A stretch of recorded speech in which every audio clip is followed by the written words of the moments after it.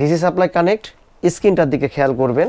আইসির একটা সাইড একটা পোর্শন ঠিক আছে, 3 ভোল্ট 5 ভোল্ট এই আইসিটা একদম 100% ওকে আছে।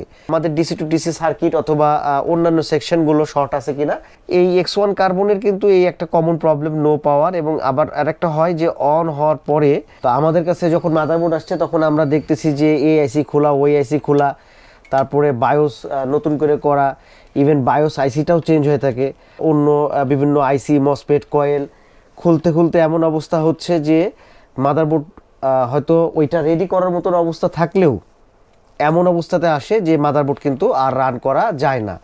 আশা করি যে ডিসপ্লেটা হয়তো চলে আসবে কিছুক্ষণের মধ্যে। এই যে লেনোভো ডিসপ্লেটা চলে আসছে, আপনার ভুল সিদ্ধান্তের কারণে কিন্তু মাদারবোর্ডটা তখন বাতিল হয়ে যাবে। আসসালামু আলাইকুম। আমার হাতে যে মাদারবোর্ডটা আছে এটা হচ্ছে লেনোভোর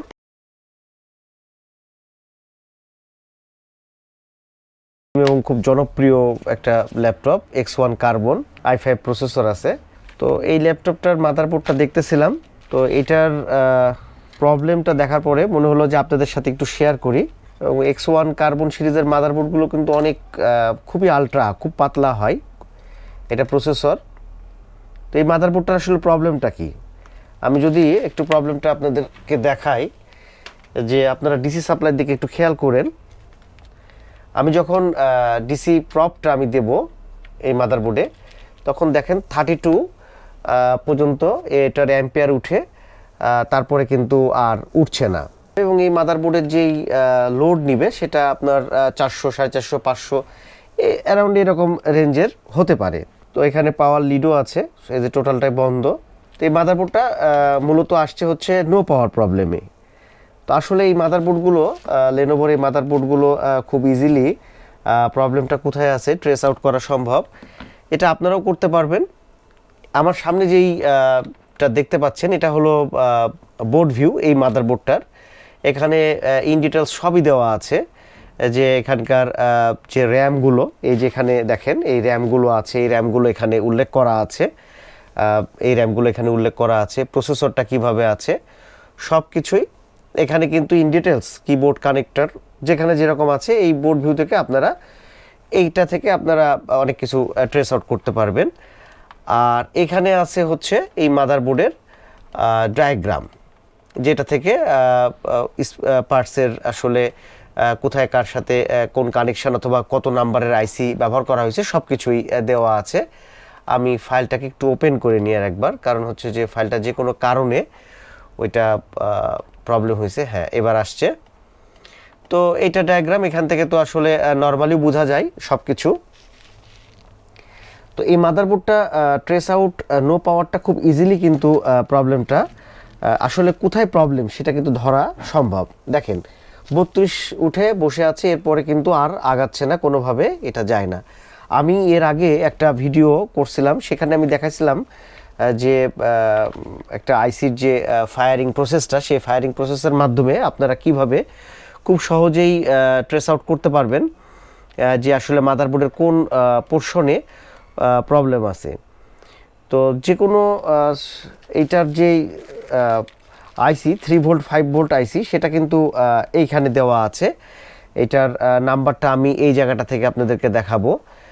এটার নাম্বারটা হলো 51, একটু এই যে 51285। এটা হলো 3 ভোল্ট 5 ভোল্ট আইসি, স্টেপ ডাউন আইসি আইসি এখানে দেওয়া আছে এই মাদারবোর্ডটাতে।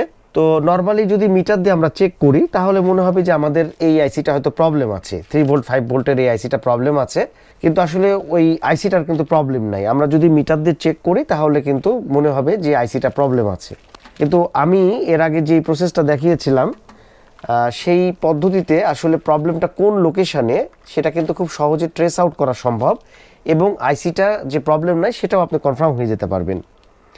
তো আমি ডায়াগ্রামটাতে একটু যাচ্ছি। ডায়াগ্রামটাতে যদি আমি এখানে 7401, এটা 5 ভোল্টের লাইন, আর এখানে থাকবে হচ্ছে 3 ভোল্টের লাইন। 7402 এবং 01 দুইটা 3 ভোল্ট এবং 5 ভোল্টের দুটো আলাদা আলাদাভাবে লাইন আছে। আসলে এই বোর্ড ভিউর মাধ্যমে খুব সহজেই ইজিলি কিন্তু আসলে কোনটার সাথে কোনটার কানেকশান সেগুলো ট্রেস আউট করা সম্ভব। 7402 এখানে যদি আমরা সার্চ দিই তাহলে এটার লোকেশনটা কোথায় আছে দেখেন, সেই জায়গাটা কিন্তু দেখিয়ে দিল।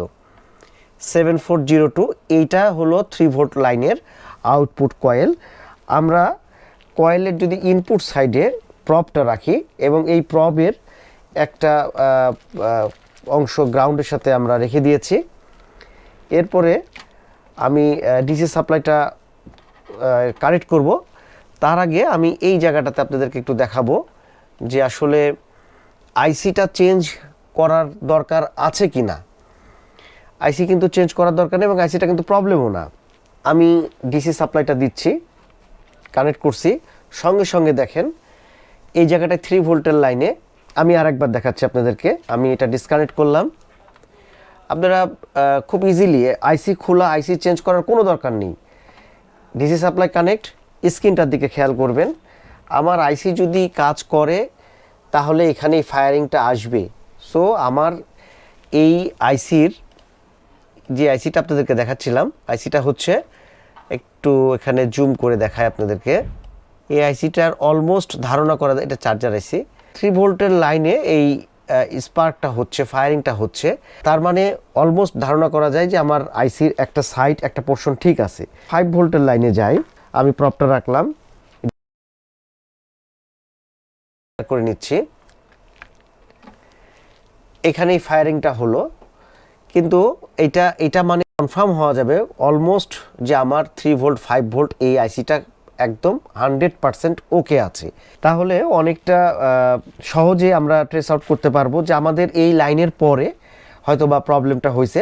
তার মানে ডিসি টু ডিসি সেকশন, মানে প্রাইমারি স্টেপে আমাদের লেভেলটা ঠিক আছে, মানে আমাদের যে ইনপুট ভোল্টেজ সেটা ঠিক আছে। তারপরে 3 ভোল্ট 5 ভোল্ট সেই লাইনের যে আইসি, সেই আইসিটা অলমোস্ট ঠিক আছে। সেই ক্ষেত্রে আমাদের ডিসি টু ডিসি সার্কিট অথবা অন্যান্য সেকশনগুলো শর্ট আছে কিনা, এই জিনিসগুলো কিন্তু আপনাদেরকে দেখতে হবে। তো আমি আসলে এটা যেহেতু মাদারবোর্ডটা ট্রেস আউট করতেছিলাম এবং প্রবলেমটা দেখছি যে আসলে কোথায় প্রবলেম, তো আমি এখন কাজ করব। কাজ করার পরে আসলে বোর্ডটা কি হচ্ছে আপনাদেরকে দেখাবো যে আসলে বোর্ডটা শেষ পর্যন্ত রান হচ্ছে কিনা। তো আমি এখন মাদারবোর্ডটার কাজ করি। এই 𝗟𝗏 কার্বনের কিন্তু এই একটা কমন প্রবলেম, নো পাওয়ার, এবং আবার আরেকটা হয় যে অন হওয়ার পরে এই মাদারবোর্ড বন্ধ হয়ে যায়, এরকমও কিন্তু প্রবলেম হয়। তো সেক্ষেত্রে আমি এটার কাজ করে তারপরে আপনাদেরকে আবার আপনাদের সাথে কথা বলতেছি। তো ফাইনালি আমার কাজ কমপ্লিট হয়ে গেছে। মাদারবোর্ডের কাজ করলাম, আলহামদুলিল্লাহ মাদারবোর্ডটা রান হয়েছে। তো আমি আপনাদেরকে এখন একটু দেখিয়ে দিচ্ছি এই যে পাওয়ার কানেক্টর ডিসির, একটু ডিসি সাপ্লাইয়ের দিকে খেয়াল করবেন। কানেক্ট করতেছি, দেখেন 365 অ্যাম্পিয়ার উঠে আবার রিস্টার্ট হয়েছে, 13-এ চলে আসছে।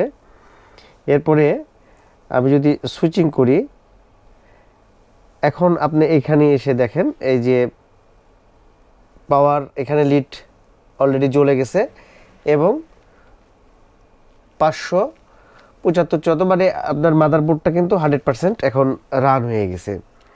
কিবোর্ড দিয়ে টেস্ট করলে হয়তো বুঝতে পারবেন মাদারবোর্ডটা অ্যাম্পিয়ার নিয়ে নিয়েছে। তো এখন মাদারবোর্ড একদম ওকে হয়ে গেছে। এখন অনেক ক্ষেত্রে দেখা যাচ্ছে আমাদের কাছে আসার আগেই অনেকেই ফার্স্টেই বায়োস করে ফেলে এবং মূল যে বায়োস, মেন ফাইল যেটা, সেই বায়োসটা করাপ্ট করে অন্য যে কোনো ফাইল এইটাতে দেয়, যার কারণে আমাদের কাছে মাদারবোর্ড আসলে ফার্স্টে আমাদেরকে বায়োসটা রেডি করতে হয়। দেখা যাচ্ছে ম্যাক্সিমাম মাদারবোর্ডই আমি ডিসকানেক্ট করে ফেললাম কারণ প্রসেসর হয়ে যাচ্ছে আস্তে আস্তে। তো আমাদের কাছে যখন মাদারবোর্ড আসছে তখন আমরা দেখতেছি যে এই আইসি খোলা, ওই আইসি খোলা, তারপরে বায়োস নতুন করে করা, ইভেন বায়োস আইসিটাও চেঞ্জ হয়ে থাকে। আসলে বায়োসটা কখন আমাদেরকে প্রোগ্রাম করতে হবে সেটাই আমরা কিন্তু বুঝতে পারি না। তো আমরা যখন মাদারবোর্ড আসতেছে নো পাওয়ার হয়ে আসতেছে, ফার্স্টে আমরা বায়োস করে ফেলতেছি, অন্য বিভিন্ন আইসি, মসফেট, কয়েল খুলতে খুলতে এমন অবস্থা হচ্ছে যে মাদারবোর্ড হয়তো ওইটা রেডি করার মতন অবস্থা থাকলেও এমন অবস্থাতে আসে যে মাদারবোর্ড কিন্তু আর রান করা যায় না। এই বায়োস করা, আইসি খোলা, মসফেট খোলা, কয়েল খোলা, এতে দেখা যাচ্ছে যে সেই মাদারবোর্ডগুলো কিন্তু আর রেডি করা সম্ভব হয় না। তো আমি একটু ডিসপ্লেটা চেক করব এখন যে মাদারবোর্ডে ডিসপ্লেটা আসছে কিনা। সেটিংটা হয়তো পরেই করব, ডিসপ্লেটা একটু জাস্ট খালি চেক করে নিই। এখন ম্যাক্সিমাম ল্যাপটপই আসে আমাদের কাছে, প্রচুর কাজ করা থাকে, যার কারণে মাদারবোর্ডগুলো রেডি করতে খুব কষ্ট হয়ে যায়। অনেক ক্ষেত্রে দেখা যাচ্ছে যে ভুল কাজ করার কারণে মাদারবোর্ড হয়তো আর রেডি করা যায় না। তো আপনারা খেয়াল রাখবেন সার্ভিসিংয়ে দেওয়ার সময় ভালো জায়গাতে সঠিক জায়গাতে যেন আপনারা আপনাদের এই মূল্যবান জিনিসটা সার্ভিসিংয়ে দেন, কারণ আপনাদের এই ভুলের কারণে কিন্তু আসলে ল্যাপটপগুলো নষ্ট হয়ে যায়। শেষ পর্যন্ত মাদারবোর্ডও কম বেশি পাওয়া যায় না, আর একটা ল্যাপটপ এর মাদারবোর্ড কিনা আর ল্যাপটপ কিনা একই রকম বিষয়। তো আমি রিবনের লাইনটা দিলাম, বেশি কিছু কানেক্ট করছি না, হিটসিঙ্কও খোলা আছে। আমি জাস্ট খালি ডিসপ্লেটা চেক করব যে ডিসপ্লেটা আসছে কিনা। ডিসি সাপ্লাইয়ের কানেকশানটা দিয়েছি, আমি সুইচিং করছি, সুইচ করলাম। জাস্ট ডিসপ্লেটা চেক করব, যেহেতু ফুল ফিটিং নাই, হিটসিঙ্ক খোলা আছে প্রসেসরের। তো আমাদের আসলে কাজ করতে যাই এখন বর্তমানে আগের থেকে এখন বর্তমানে অনেক সমস্যা হয়, কারণ হচ্ছে যে এখন বর্তমানে অনেক টেকনিশিয়ান হয়ে গেছে, যার কারণে সেই কাজগুলো যখন আমাদের কাছে আসে রিস্টার্ট হচ্ছে, যেহেতু সিমস সেল খোলা আছে যার কারণে রিস্টার্ট হচ্ছে, 3বার রিস্টার্ট নেয় সাধারণত। তো আশা করি যে ডিসপ্লেটা হয়তো চলে আসবে কিছুক্ষণের মধ্যে। এই যে লেনোভো ডিসপ্লেটা চলে আসছে, একেবারে নো পাওয়ারের এখন একদম রানিং হয়ে গেছে। আপনাদের এই ধরনের ল্যাপটপে যদি সমস্যা হয় আমাদের সাথে কন্ট্যাক্ট করতে পারেন। আমাদের শপের address Munna computers, new market, Rajshahi. আমাদের হোয়াটসঅ্যাপ নাম্বার 01971355794। তো আরেকটা জিনিস হয়, আমরা এখন রিসেন্ট খুব মাদারবোর্ডে দেখতে পাই যে প্রসেসরে পেস্ট দিয়ে শুধু শুধু হিট দেওয়া হয়। এই প্রসেসরগুলো অনেক কিন্তু পাতলা একটা প্রসেসর, একটু যদি হিট বেশি হয়, এর নিচে তো বল আছে, বলগুলো সব ঠেকে গেলে মাদারবোর্ডটা এমনি বাতিল হয়ে যায়। এত মূল্যবান জিনিস আপনার ভুল সিদ্ধান্তের কারণে কিন্তু মাদারবোর্ডটা তখন বাতিল হয়ে যাবে। কথা হবে, দেখা হবে ভিউয়ার্স অন্য কোনো ভিডিওতে। সে পর্যন্ত সবাই ভালো থাকবেন, সুস্থ থাকবেন, সে আশায় আজকের মতন আল্লাহ হাফেজ, আসসালামু আলাইকুম।